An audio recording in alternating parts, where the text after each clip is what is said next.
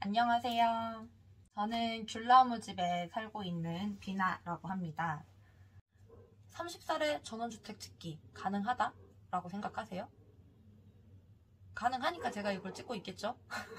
주택을 지어서 귀촌을 하겠다고 생각을 하면은 5, 60대쯤 나이가 되어가지고 해야지 라고 막연하게 생각하고 계시진 않으신가요? 은퇴하고 전원주택에서 평화롭게 뭔가 여가를 즐길 수 있는 날이 올지 안 올지는 모르는 거잖아요.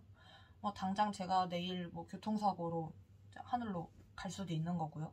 20대 때는 정말 뼈 빠지게 일했었거든요. 근데 그러다가 이제 크게 한번 아파 보니까 이게 정말 내가 원하는 내일이, 내가 바라고 생각하는 그 내일이 당장 안 올 수도 있는 거구나 라고 생각을 해서, 바라고 원하는 거는 할 수 있을 때 해보자 라고 생각을 해서 전원주택을 짓게 됐습니다. 저희 되게 평범한 소시민이거든요.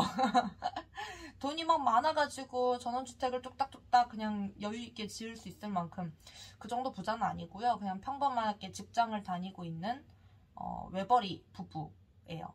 저희같이 생각을 하시는 분들께 가능하다고 얘기를 해드리고 싶었어요. 이 영상을 끝까지 보시면은 이렇게도 집을 지을 수 있구나.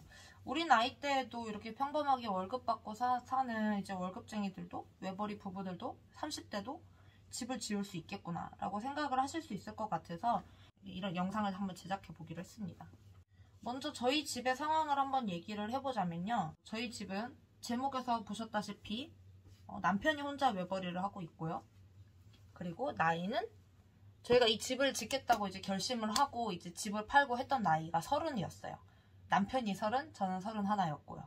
그리고 지방 도시에서 살아요.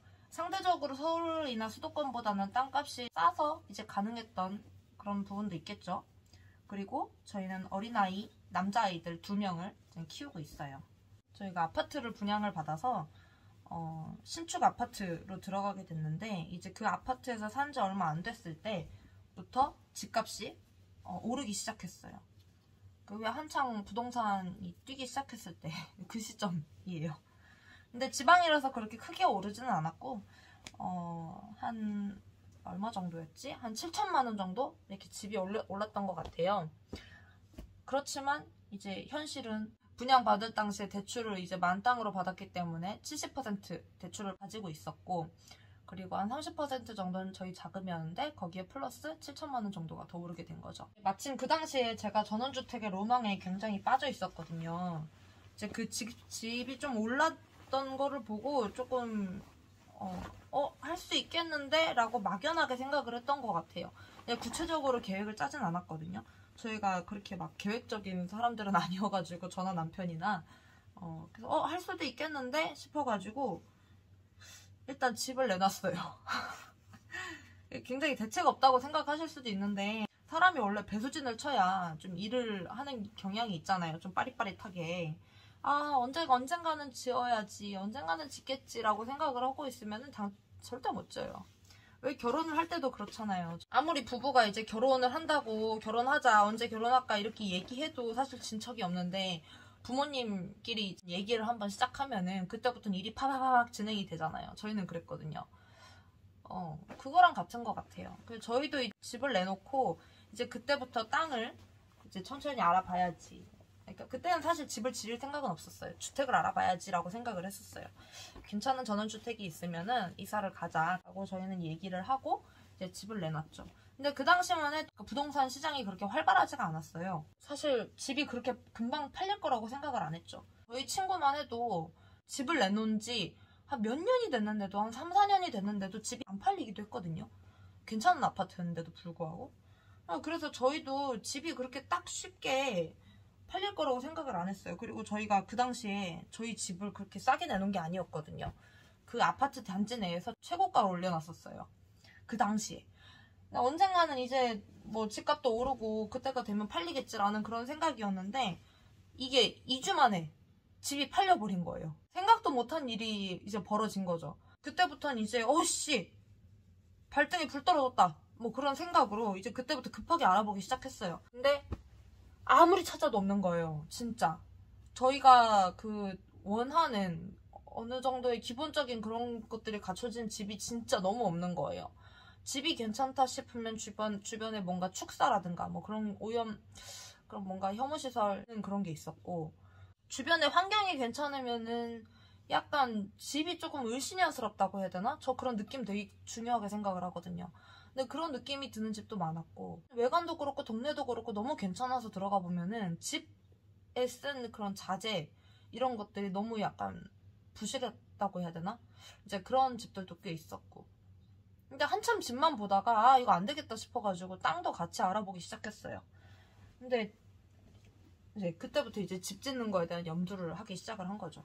아파트 같은 경우는 호불호가 최대한 갈리지 않도록 보편적인 스타일과 보편적인 구조를 가지고 지어 놓거든요.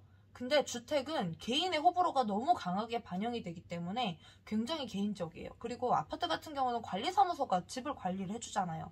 그러니까 집 내부를 관리해주는 건 아니지만 그 단지라든가 뭐 쓰레기라든가 시설에 문제가 생기면 관리사무소에서 그렇게 해결을 해주는데, 개인 집들은 그렇지가 못하거든요. 개인이 관리를 해야 돼요.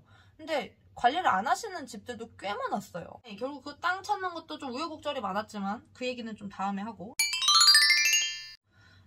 저희가 마음에 드는 땅을 찾았어요. 아파트 계약할 때 받은 계약금을 땅 살 때 그대로 계약금을 밀어 넣은 거죠.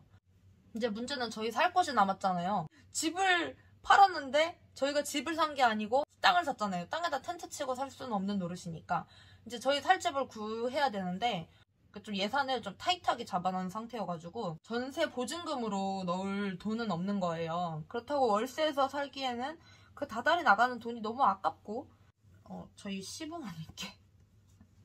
시부모님이 같은 지역에 사시거든요. 당분간만 한 집 지을 때까지만 합가를 하면 안 되겠냐라고 부탁을 했는데 흔쾌하게 이제 허락을 해주셔가지고 그렇게 했어요. 저희 같은 여건이 안 되시는 분들은 그냥 월세 사시는 걸 추천을 합니다. 그리고 짐 같은 경우는 제가 원래도 미니멀 라이프를 하기는 시도를 하고 있긴 했는데, 이제 그때부터 훨씬 더 박차를 가했죠. 훨씬 더 많이 물건을 비우고 버리고 뭐 기부하고 뭐 팔고 그거를 이제 열심히 했어요. 그러니까 아파트에서 나갈 때까지 그렇게 짐을 다 비우고 나서 이제 이사를 가서는 시댁에 방 한 칸, 저희 사는 방 말고 그 다른 방에다가 짐을 싹 다 몰아 넣었거든요. 그러니까 어떻게 우겨 넣었어요. 냉장고는 저희 냉장고랑 시어머님 그 냉장고랑 같이 설치를 해가지고 같이 썼고, 뭐 짐은 그렇게 우겨 넣었고요. 저희 같이 안 하실 거면은 그냥 컨테이너 한 대 임대하셔가지고 거기다가 짐 싹 다 몰아 넣는 비용도 있어요. 이제 가장 큰 문제는 돈이 남았죠. 저희가 예산을 충분하게 확보를 안 해놓고 했다고 했잖아요. 저희가 집을 판 돈의 70%는 대출을 갚아야 하잖아요. 그 다음에 30%가 남았죠. 30% 플러스 이제 7천만 원이 남은 거죠. 저희 집값이 올랐으니까. 그 돈이 이제 1억 3천만 원이었어요. 근데 저희가 구입한 땅의 가격이 1억 3천만 원이었습니다. 그러면은 0원이 됐죠. 그 다음에 이제 제가 좀 당황했던 게 취득세가 있더라고요. 근데 취득세도 이제 200만 원 정도 예상을 했는데 600만 원이 나왔어요. 집이 아니라 토지이기 때문에 퍼센테이지가 다르더라고요. 600만 원이나 이제 갑자기 크게 지출을 하게 돼가지고 그거는 저희가 계산에 없던 거랑 할부를 넣었습니다. 카드 할부를 넣어서 이제 취득세는 다 갚았고요, 지금은. 네. 이제 이 0원이 남았는데 집을 지으려면 돈이 필요하잖아요. 근데 주택담보대출을 하려면은 그 담보로 삼을 집이 존재해야 돼요. 내가 집을 지을 거니까 빌려줘 라는 거는 말이 안 되는 거죠. 그래서 은행에서 할 수 있는 그 주택담보대출은 아예 불가능했고, 두 번째로 할 수 있는 게 토지담보대출이었는데, 토지담보대출은 말 그대로 토지를 담보로 삼는 건데 담보의 가격보다 그 대출 가격이 높을 수가 없잖아요. 저희가 토지 가격이 1억 3천이었는데 집을 지으려고 이제 계산기를 두드려 보니까 그거보단 더 들 것 같은 거예요. 그러니까 토지담보대출도 이제 안 되는 거죠. 그다음부터 이제 막 찾아봤는데 할 수 있는 게 뭐가 있었냐면은 농어촌 주택 개량 사업이라는 게 있었습니다. 이게 뭐냐면은 국가에서 농어촌 지역에 있는 집을 이제 개량하거나 신축하시는 분들에게 대출을 먼저 할 수 있도록 지원을 해주시는 거예요. 이것도 전부 다는 아닌데 이 과정이 어떻게 됐냐면은 저희가 집을 짓기 시작하면은 선대출을 먼저 받을 수가 있어요.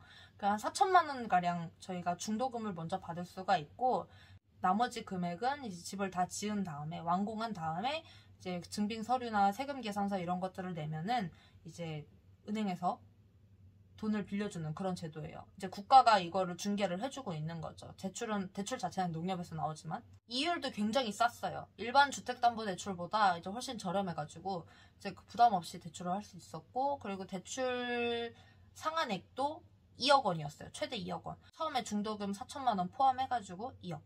그래서 이제 중도금을 받아서 4천만 원으로 진행을 하다가 이제 공사가 끝나면은 이제 나머지 1억 6천을 잔금으로 드리는 거죠.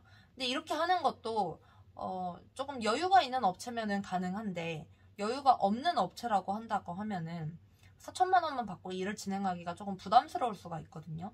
저희도 약간 좀 그런 케이스였어요. 그래가지고 저희는 마이너스 통장을 개설을 했습니다. 업체에다 드리고 그 4천만 원 포함해서 좀 드리고, 이제 나머지는 준공이 난 다음에 잔금으로 드리겠다라고 얘기를 해서 그렇게 합의를 봤죠. 집을 어떤 자재를 써서 얼마나 화려하게 짓는지, 아니면은 뭐 면적이라든지 이런 것에 따라서 많이 달라질 수도 있지만, 저희 같은 경우는 인테리어 포함해서 평당 한 750만 원 정도 잡았던 것 같아요. 그러니까 짓는데 한 2억 조금 더 들은 거죠. 한 2억 1천만 원 정도? 네, 그 정도 들었던 것 같아요. 제가 말을 하다 보니까 이제 짓는 과정이나 이제 돈이 왔다 갔다 하는 과정이 조금 복잡해 보일 수도 있어요. 그래도 일단 짓고 나니까 저희는 아들이 둘이나 있는 입장에서는 더 이상 뛰지 말라고 소리 지르지 않아도 돼서 너무 좋고, 그리고 저희 아이들도 이제 미디어나 조금 노출되는 것보다는 요즘에는 거의 밖에서 나가 노는 것 같아요. 그런 것들이 있기 때문에 저는 이제 그 과정이 번거롭다고 해도 뒤에 오는 만족감이 굉장히 커서 괜찮았던 것 같아요. 어떤 일이든 간에 결과물을 보기 위해서는 숨은 시간들이 필요하다고 생각을 해요. 돈을 굉장히 많은 사업을 하기 위해서는 또 고통이 수반되는 거죠. 돈 많이 버는 순간에는 즐겁지만 그 이면에는 이제 수없이 많은 노력이나 발품이나 뭐 이제 그런 것들이 많이 필요할 거란 말이죠. 이것도 마찬가지인 것 같아요. 내가 어느 정도의 만족감을 보기 위해서는 그 정도의 노력은 필요하다고 생각을 해요. 그러니까 너무 먼 나라 이야기다라고 생각하지 마시고 도전해보셨으면 좋겠어요. 어떻게 해야 할지 막막하다 하시는 분들은 일단 저처럼 집을 먼저 내놓는다거나 하는 그런 행동을 하시면은 어떻게든 하게 돼요. 꾸역꾸역. 시작점을 그렇게 끊어놓으면은 사람은 어떻게든 하게 되어 있어요. 한번 그렇게 배수진을 쳐보시는 것도 나쁘지 않은 방법이라고 생각합니다. 네, 오늘 영상은 여기서 마치고요. 다음에는 좀 더 괜찮은 컨텐츠로 가지고 오도록 노력을 하겠습니다. 안녕히 계세요.